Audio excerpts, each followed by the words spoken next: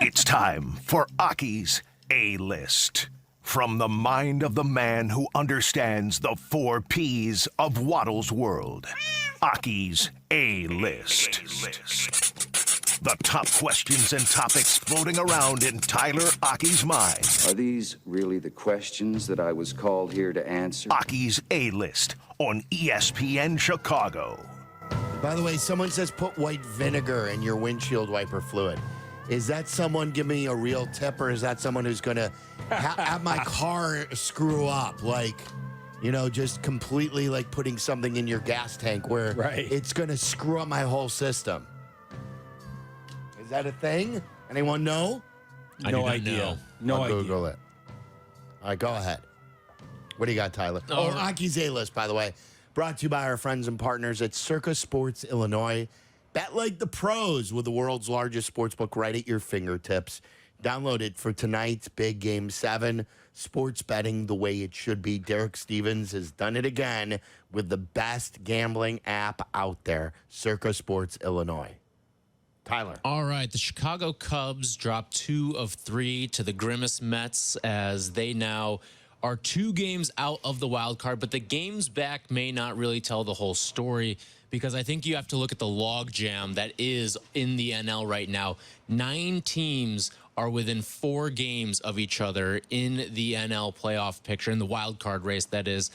And I ask you guys, given what we've seen out of this Cubs team and their inability to find a groove this season since the early portion of the season, is this Cubs team worth salvaging with major moves at the deadline?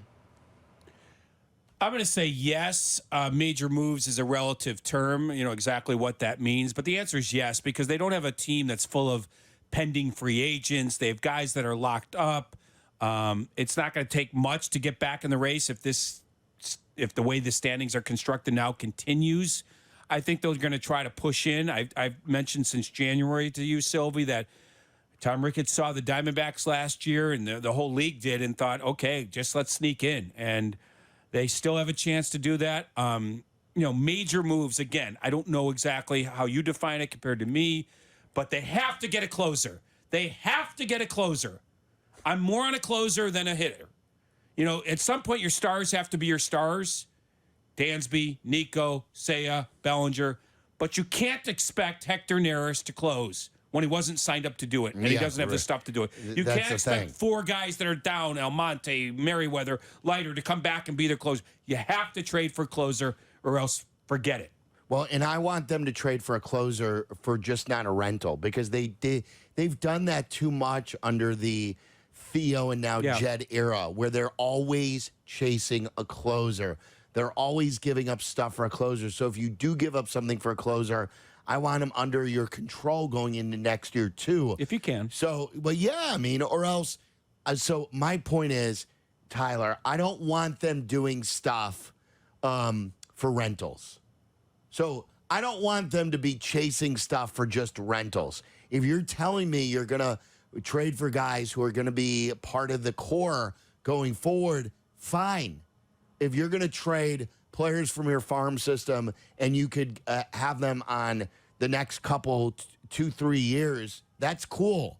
But don't give up guys from the farm for renting for this year just because the last 3 or 4 years, the last seed of the wild card has gone to the World Series. Can I mention one more thing, Tyler? Because you brought up a good point about, you know, if you're 2 games out, but you're chasing 5 teams. Mike Murphy, our old pal that used to host weekends, talked about this a lot. If you're 2 games out with 5 teams ahead of you, you're not just 2 games out. Right. Because everyone's beating up on each other. You're more like, I don't know, he had a math formula. You're more like 8 games out. Like, so you're right. They need to climb past a few teams before declaring themselves in the hunt. And they need to go past 500 as well, by the way. The good news is you don't have to make a decision today. You still probably have another full month. Yeah, you do. To make that big determination. Yeah. You know, the week leading up to the trade deadline. But there's so much competition. You can't be the you know, left without a dance partner. So if other teams start making moves early, you might have to make a decision. It's going to be very interesting because there's so many teams in the hunt, but they're all average. And you mentioned this earlier, and we haven't gotten to it. Cap today, I missed it because I was under the weather and I was trying to get some rest.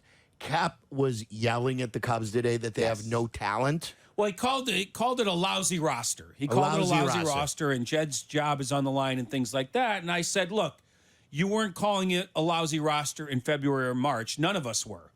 We were calling it a decent roster with a supposed upgrade at manager that might get you from 83 wins to 87 wins. But logic doesn't always work in baseball. It doesn't. The roster wasn't lousy in February. It looks lousy now, though, because they're not performing at peak. Well, this is part of my argument from him last year is if the roster is so lousy, this was the roster last year. Yeah. This was virtually the same roster as last year. Why was he so gung-ho on buying at the deadline then? If the roster was lousy and they needed improving, why didn't you sell to try to improve the long term of the roster instead of just trying to nickel and dime it to go for it last year? Because they won like 10 in a row, and he had no choice.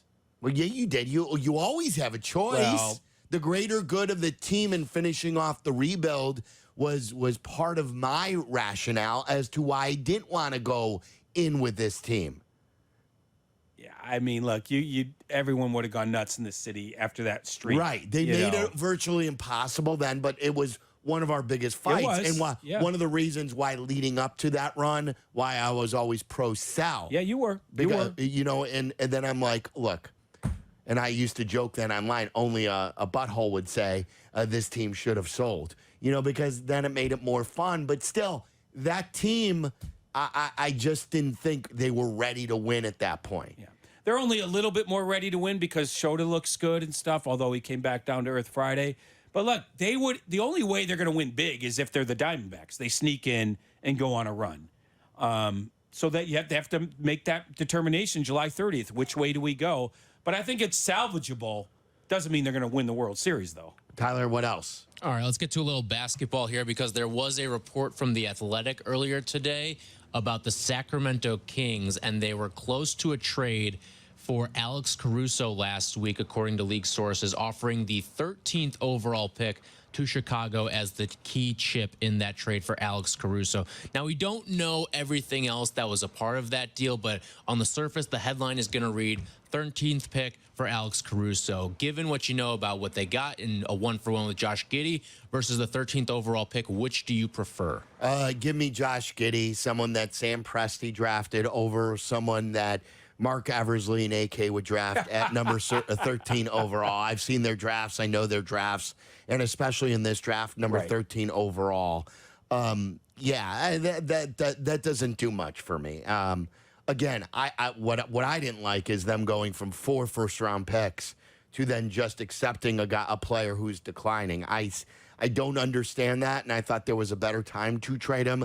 I still don't mind the player, and I think Giddey has a high ceiling, and I like him on the Bulls roster. I think the move in itself is okay, but I still thought if they were better negotiators, they could have landed more. Well, Michael Wilbon was on your show, and I think he said it right.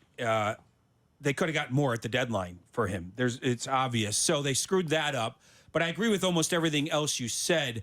I'll take the guy that's 3 years in the league and still just 21, changes scenery. It's a different vibe when you do that. We've seen that, just using Kyle Schwarber as an example. Everything that Kyle Schwarber learned here, he took somewhere else and was that much better. So I think the ceiling, in this draft, is not that deep. So I think everything you said is right. I'll take Giddey over that. You want to sneak one more in here? Yeah, real quick. There's been a lot of rumors floating around about Zach LaVine. NBA draft is coming up this Wednesday. Is Zach LaVine a Bull on Thursday? I say no. God, that's a tough one. Is it? Yeah, I'll say no as well. I'll say no as well. I mean, the draft is basically 48 hours away. There's zero buzz.